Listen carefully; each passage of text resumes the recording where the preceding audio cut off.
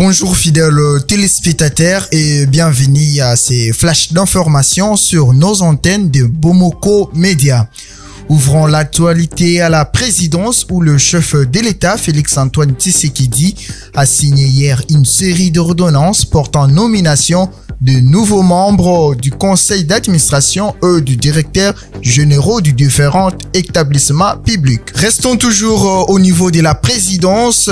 Prenons le ministre Christophe Lutundula. Il de savoir que le ministre des Affaires étrangères, Christophe Lutundula, a effectué lundi dernier un aller-retour Kinshasa-Luanda, Luanda-Kinshasa. Le chef de la diplomatie congolaise était porteur du message du chef de l'État, Félix-Antoine Tshisekedi Tshilombo, à son homologue angolais, Joao Lorenzo. Message relatif à la médiation conflit au président angolais par l'Union africaine. Restons toujours au niveau de la présidence. Il est de savoir que les voix s'élèvent. La guerre doit immédiatement cesser dans l'Est de la République avant toute forme de dialogue, tel que prévoit la feuille de route de Nairobi, a déclaré hier l'ancien président kenyan Uhuru Kenyatta, facilitateur de EAC pour la paix dans l'Est de la République devant la presse à Goma. Quittant la présidence pour l'Assemblée nationale, a essayé de savoir que la plénière d'hier a été consacrée à l'examen du projet de loi sur l'impôt des sociétés et des taxes portant réforme du processus fiscal. Parlons gouvernement à présent, défense et sécuritaire, guerre dans l'Est de la RDC. Le gouverneur militaire du Nord Kivu, lieutenant général Constant Ndima, appelle la population de Goma au calme. Pour l'autorité provinciale, le FARDC se comporte très bien sur terrain et surtout sur le ligne de front. Un appel consécutif à une panique généralisée à Goma hier suite à l'arrivée dans la ville de plusieurs déplacés. Restons toujours sur cette note pour faire savoir que embargo sur l'achat des armes imposé à la RDC, le pays est victime d'un complot de la communauté internationale. Un cadre de l'Union sacrée ne digère pas que le Rwanda qui agresse soit autorisé à acheter des armes à volonté. Yvonne Yanga affirme que ce complot ne va pas bloquer la détermination du peuple congolais à défendre l'intégrité du territoire national. Toujours dans ce même chapitre de sécurité, c'est de savoir que ce matin à Lubumbashi, marche de soutien au FARDC, au chef de l'État et commandant suprême de FARDC, actuellement engagé à préserver l'intégrité du territoire national face à l'agression rwandaise dans la partie orientale du pays.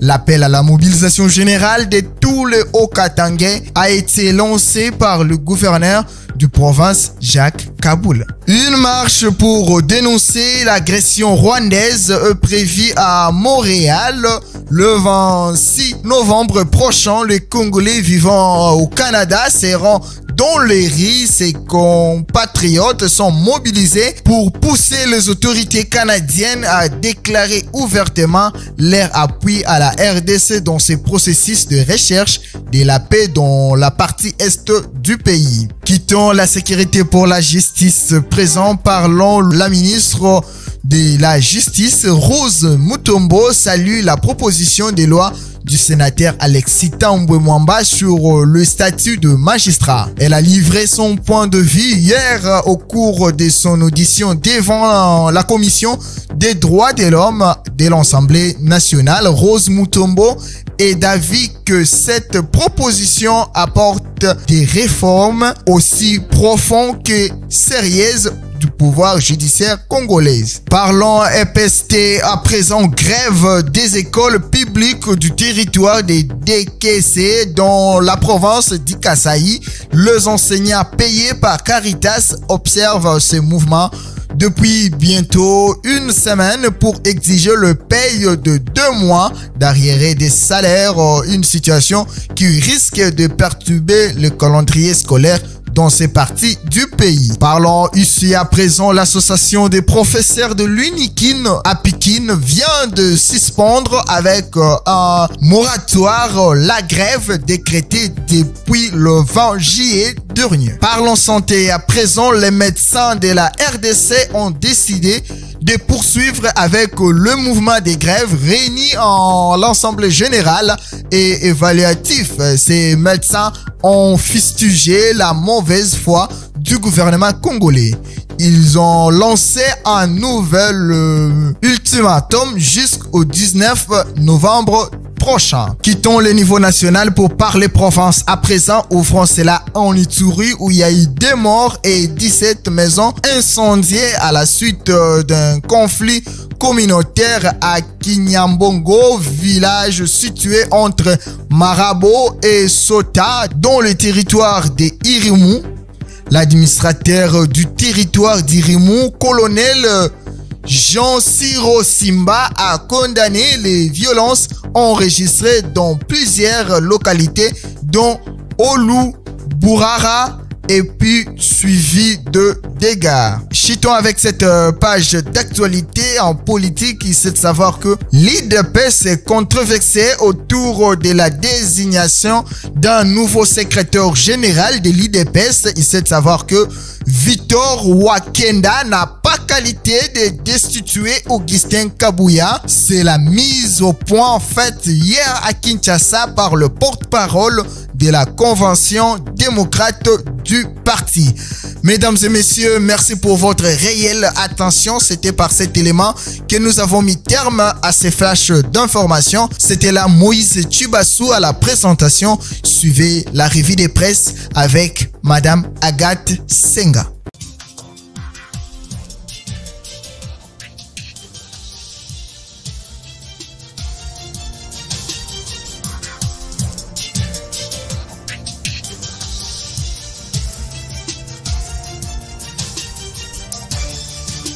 L'actualité reste toujours celle de la situation précaire prévalant dans la province du Nord Kivu où le facilitateur Uhuru Kenyatta s'est rendu personnellement à Goma, chef-lieu de la province, pour un aperçu personnel du drame humanitaire.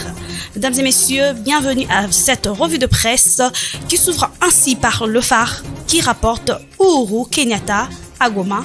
Il faut arrêter la guerre. L'ancien président du Kenya, Uhuru Kenyatta, indique que les tabloïds a eu du mal à cacher sa douleur face au spectacle poignant de milliers de déplacés de guerre qui ne cessent d'affluer au camp des Kanyaruchinya à une dizaine de kilomètres de Goma, qu'il a visité hier mardi 15 novembre 2022.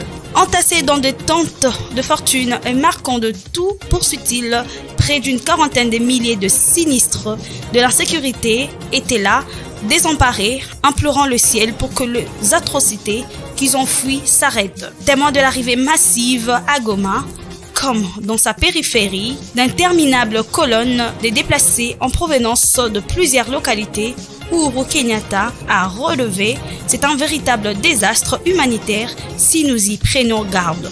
Il faut arrêter la guerre. Rédéa l'information, Géopolis titre. Uhuru Kenyatta, un soldat de la paix à Goma. Uhuru Kenyatta découvre le drame de l'Est. C'est un véritable désastre. Fait savoir Econews, selon le journal, au regard de ce drame, l'ancien président kenyan a vivement lancé un appel à la cessation des hostilités. Arrêtons la guerre, puis nous allons parler. Nous ne pouvons pas dialoguer, puis cesser les hostilités. Après, cessons la guerre et puis des dialogues. La République appuie à son tour l'information avec cette note. Arrivé à Goma, Uhuru Kenyatta appelle à un cessez-le-feu avant tout dialogue. Potentiel, lui écrit, catastrophe humanitaire au Nord Kivu, le parrain du Rwanda s'en délecte. dans les différentes zones de combat, indique le journal. La population congolaise meurt et par miracle, il y a celles qui survivent au martyre injustement imposé par la volonté de ceux qui aiment Kigali et qui, à son tour, arment le M23 dans une entreprise criminelle et terroriste du reste sans le lendemain face à la mobilisation générale de tout le Congolais. Et de poursuivre, tout est clair. Il s'agit d'une réalité dont le puissance mondiale s'en délecte, témoin oculaire. Uhuru Kenyatta, ex-président Kenya et facilitateur de la communauté des États d'Afrique de l'Est, EAC en sigle, pour la paix dans l'Est de la RDC, n'a pas pu supporter une telle situation juste à son arrivée dans le camp de Kanyaruchinya, près de Goma, où près de 40 000 réfugiés sont cantonnés. La prospérité vient à son tour en informant.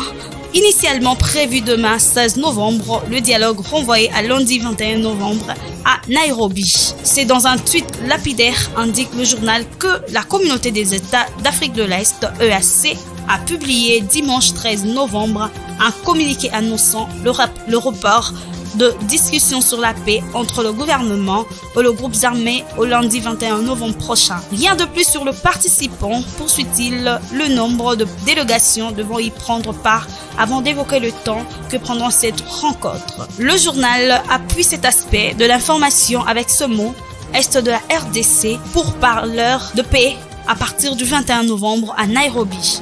Forum des As, de son côté, rapporte Général Constant Ndima, les forces loyalistes contiennent l'ennemi dans les hauteurs de Kibumba. Selon le journal, le groupement de Kibumba, dans le territoire de Nyiragongo, à une vingtaine de kilomètres au nord de Goma, n'a pas été conquis par le terroriste du M23. Le gouverneur militaire du Nord Kivu, le lieutenant-général Constant Ndima, a tordu le cou dans la soirée d'hier mardi 15 novembre à la folle rumeur faisant part de la présence de l'ennemi dans la capitale du Nord Kivu. Dans une mise au point diffusée hier soir sur les antennes de la radio-télévision publique, le lieutenant-général a fait savoir que ces rumeurs sont propagées par l'ennemi afin de créer une panique générale au sein de la population, dénonce-t-il, avant de demander à ses administrés de rester calmes et vaquer librement à leur occupation. Abordant le même sujet, potentiel revient, affrontement FARDC M23 à Kibumba, les habitants de Goma appellent au calme et à la vigilance. La tempête de tropique rassure, pas de panique à Goma, la ville toujours sous contrôle de FARDC. Au journal indique que la ville de Goma doit garder son calme, surtout que les militaires de FARDC sont encore à Kibumba. Le gouverneur Constant Ndima fait déjà l'axe Kibati-Kindumba pour faire un état de lieu et rassurer la population gagnée par une panique. De même, l'avenir pointe. Gare aux folles rumeurs, Goma n'est pas tombé. C'est par les ordonnances du chef de l'État, nommant plusieurs animateurs dans les entreprises de portefeuille, que nous mettons un terme à la présente édition.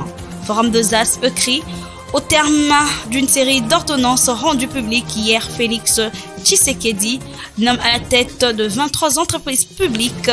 Il n'y a pas 203 après les deux premières séries d'ordonnances signées respectivement le 3 septembre et le 10 octobre dernier, portant nomination de nouveaux mandataires publics. Le chef de l'État a encore signé le 11 novembre courant d'autres ordonnances pour la même cause. Cette fois-ci, plus de 20 entreprises et établissements publics ont été pris en compte. Confirmant l'information, le phare note. Nouveau mandataire public, de même Econews certifie, Félix Tshisekedi procède à un regard ménage dans les entreprises de portefeuille. Selon le quotidien, le président de la République, Félix Tshisekedi, a procédé mardi à un grand ménage par la nomination de nouveaux mandataires dans une vingtaine d'entreprises de portefeuille de l'État. Sociétés commerciales, services publics, établissements publics, SONAS, SENSES, RTNC, INPP, Sonaïdroc, ANAPI et bien d'autres sont dotés avec la série d'ordonnances présidentielles lues mardi soir sur les antennes de la télévision nationale de nouveaux animateurs. C'est à cette arme d'hommes et femmes que le chef de l'État a fait recours pour apporter un nouveau souffle dans les entreprises du portefeuille de l'État. Mesdames et messieurs, merci de nous avoir suivis. Restez branchés aux antennes de Bomoko Media et bonne suite de programme.